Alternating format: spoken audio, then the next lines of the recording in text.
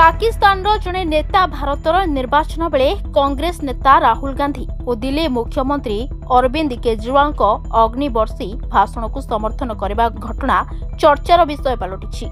ठीक निर्वाचन बेले पाकिस्तान जड़े निर्दिष्ट नेता वीडियो जारी करी राहुल और केजरीवाल को समर्थन करुछंती। एहाको बीजेपी मध्य प्रसंग करी दुई प्रमुख विरोधी दलर नेता को घेरिबा को आदौ सुजोग हाथ छड़ा करूनाही। एसबु भितरे प्रधानमंत्री नरेंद्र मोदी एहा उपरे मत रखिछंती। एहा एक गुरुत्वपूर्ण तदंत सापेक्ष प्रसंग बोली मोदी मत रखिछंती। एथिसह से कहिछंती जे मो जे पदवी रहिछि सेठारे रही एहा उपरे प्रतिक्रिया देबा ठीक नुहे, किंतु मु आपण मानक चिंता को बुझी पारुछि। दिल्ली रे गत शनिवार भोट हेउथबा बेले पाकिस्तान रो पूर्वतन मंत्री चौधरी फवाद हुसैन खोलाखोली भावे केजरीवाल को समर्थन करथिले।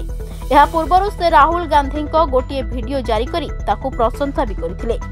ए प्रसंग में मोदी कहिछंती आम सह शत्रुता रखिथिबा देश काहेकि किछि लोकन को प्रशंसा करूछि मु जानिनी, काहेकि सेठारु किछि लोकन को समर्थन रे स्वर उठुछि। एहा निश्चित भावे चिंतार विषय। भारतर निर्वाचन और भारतर गणतंत्र बेस बलिष्ठ, भारतर परंपरा बेस सुदृढ़। भारतीय भोटर मध्य बाह्य देशर कार्यकलाप प्रभावित होई भोट करिवे नाही। तेबे फयाद चौधरी पूर्वतन प्रधानमंत्री इमरान खान को सरकार रे मंत्री थिले। केजरीवाल जेल रु जामिन रे बाहरिबा परे से तांकर समर्थन करथिले।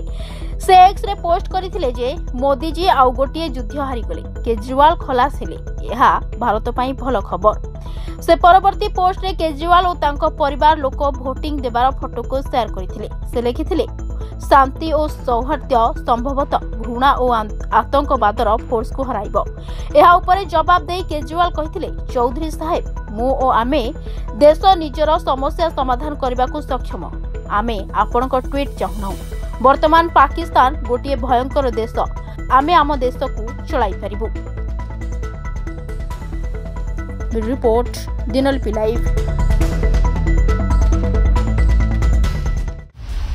दिनलिपि लाइव को एबे ही लाइक शेयर सब्सक्राइब करंतु।